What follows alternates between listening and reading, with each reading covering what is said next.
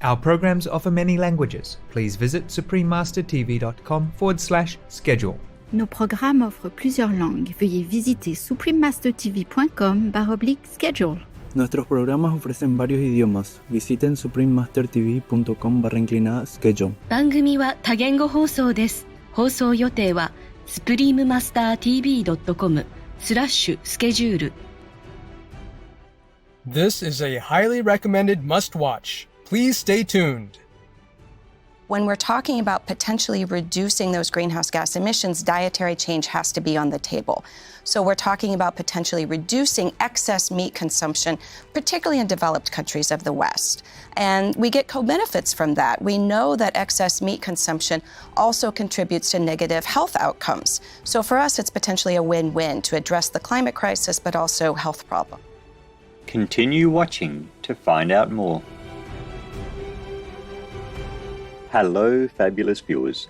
I'm William. The people of Australia care deeply about your health and happiness because we are all brothers and sisters in truth. May the Almighty bless you abundantly.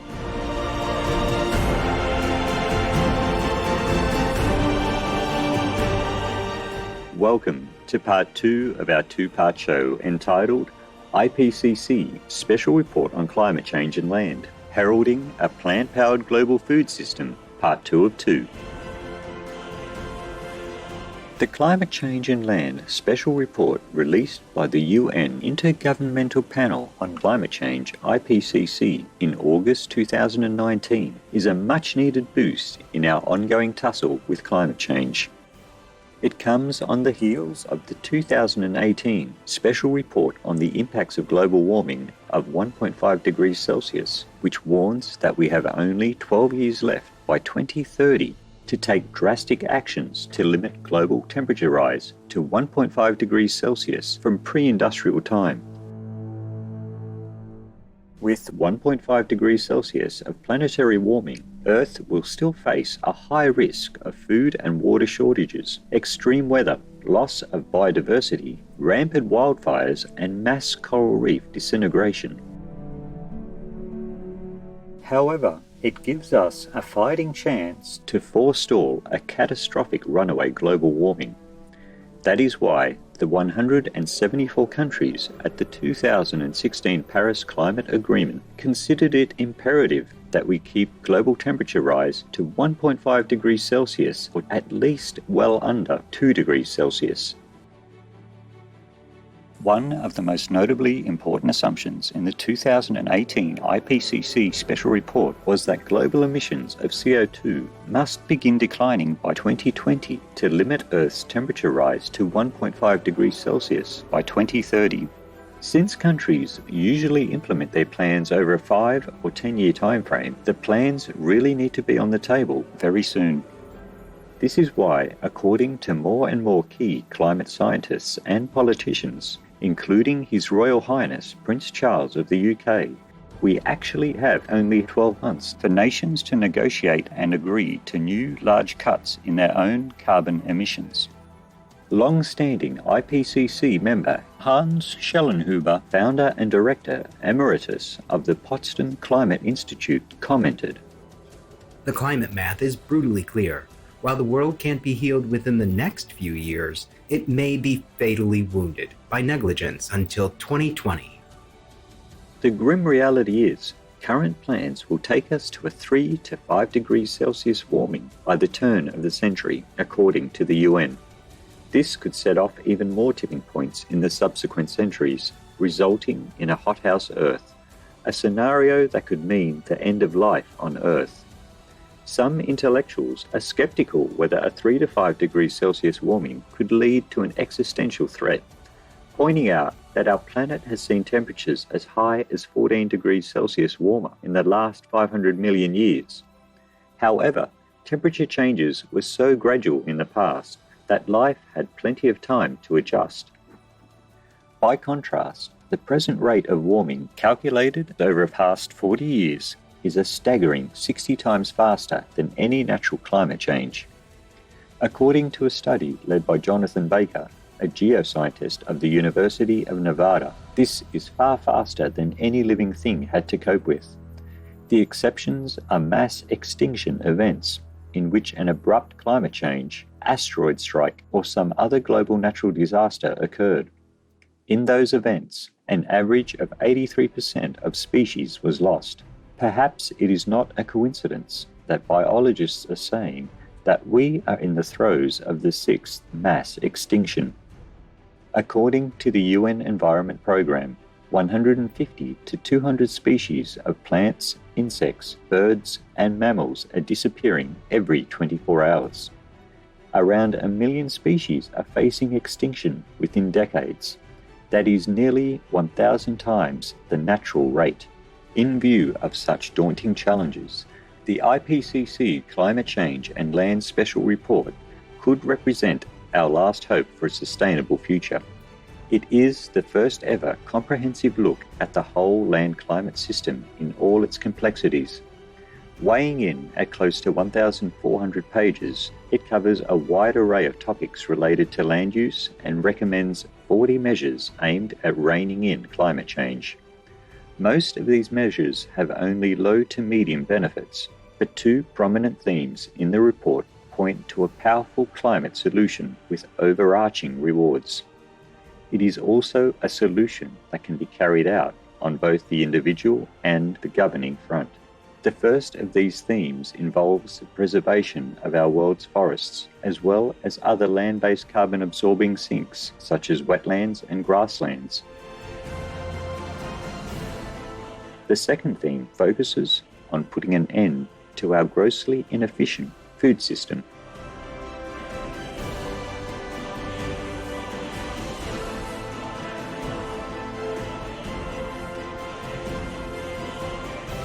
Praiseworthy viewers, let us take a moment to listen to an uplifting message. Please stay tuned to Supreme Master Television.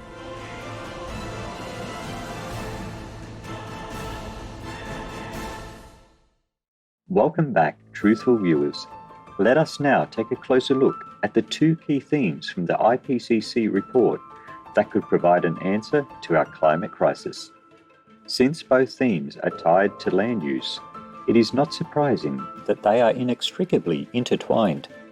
The first theme focuses on the fact that healthy ecosystems and soils serve as an important carbon sink, but a degraded land can only sequester a small amount of CO2 or even function as a net greenhouse gas emitter.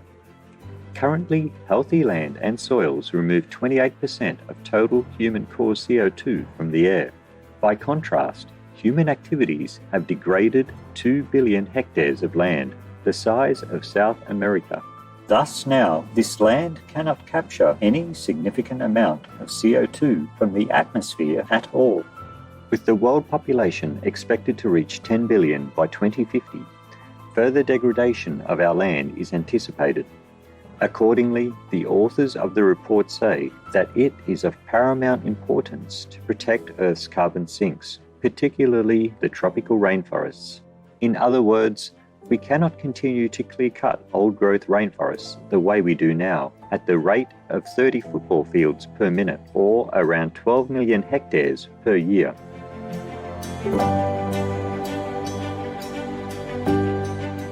Besides preserving existing carbon sinks, the panel says that we can take action to expand Earth's carbon sinks, such as practicing agroforestry, which is a farming method where trees or shrubs are grown among crops or pasture land.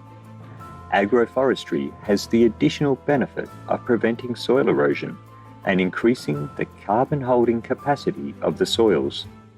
In addition to agroforestry, we can engage in afforestation, which is the planting of trees on barren land, and reforestation, which is the planting of native trees in deforested areas. However, since practically all the fertile land is already in use, where do we find the extra land for afforestation?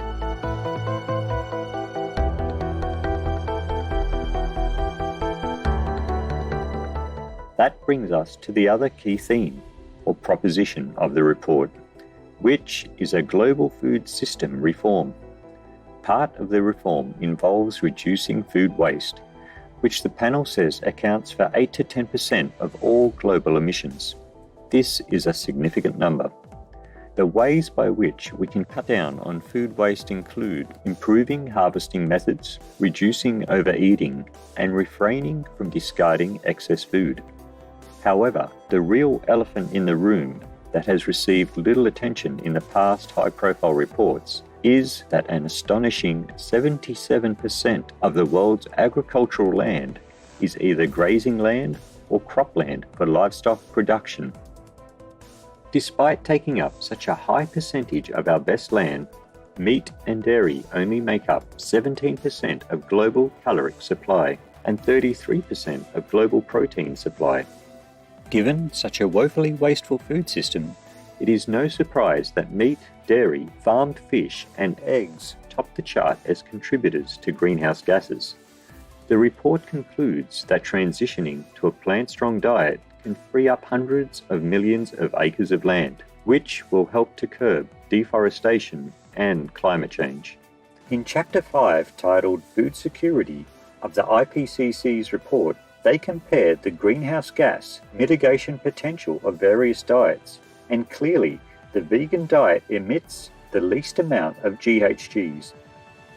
The panel also points out that a plant-strong diet is health-promoting and puts much less pressure on the medical systems of nations and consequently the world economy.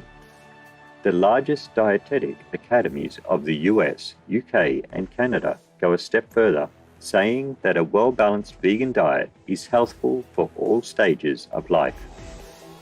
Let us now hear from one of the lead authors of the Climate Change and Land Report, Professor Pamela McElwee, on this topic. We know that our dietary choices make a big impact. So, for example, if we talk about high greenhouse gas emissions diets, those are associated with meat consumption. And so when we're talking about potentially reducing those greenhouse gas emissions, dietary change has to be on the table. So we're talking about potentially reducing excess meat consumption, particularly in developed countries of the West. And we get co-benefits from that. We know that excess meat consumption also contributes to negative health outcomes. So for us, it's potentially a win-win to address the climate crisis, but also health problems. Thus, it is clear that a plant-based diet is the ultimate solution, halting both greenhouse gases and deforestation in one sweep. Upon hearing of the IPCC special report's suggestion for the world to transition to a plant-strong diet, our beloved Supreme Master Ching Hai was overcome with joy. We had good news. United Nations and all the countries in the world signed the less meat protocol. No? So it's becoming official now. I hope they just go forward, become meatless. Not less meat, but meat less. No meat at all. That's why I came to celebrate with you.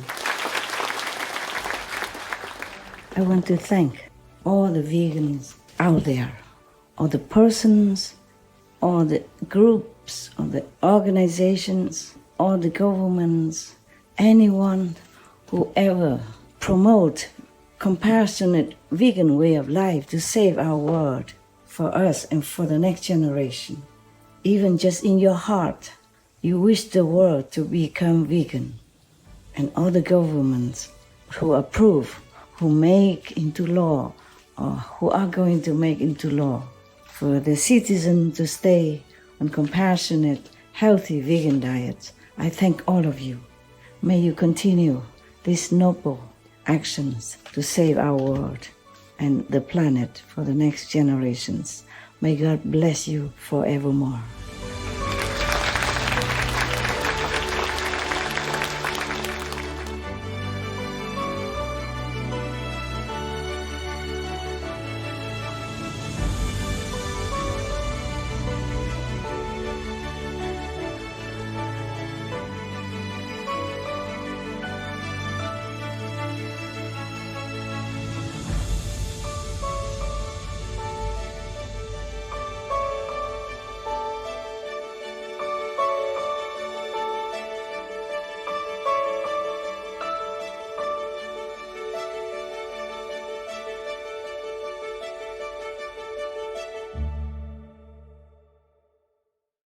We are truly humbled by the extraordinary effort of the mostly volunteer IPCC team that produced such a benchmark work, heralding a vegan world of peace and harmony.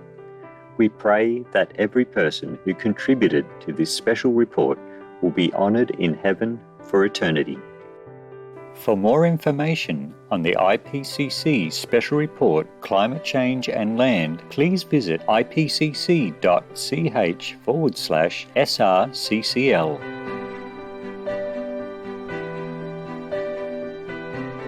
All information concerning the scientific evidence of climate change and its solution is in Supreme Master Ching Hai's book, From Crisis to Peace, free to download at crisistopeace.org. Insightful viewers, thank you for your kind attention today. Coming up next is Buddhist Stories, Wish-Fulfilling Jewels, Part 9 of 10, on Between Master and Disciples, right after Noteworthy News. May you always stay in love, laughter and gratitude, which are the essence of your being, according to the prophets. Our programs offer many languages. Please visit suprememastertv.com/schedule and suprememastertv.com/PE.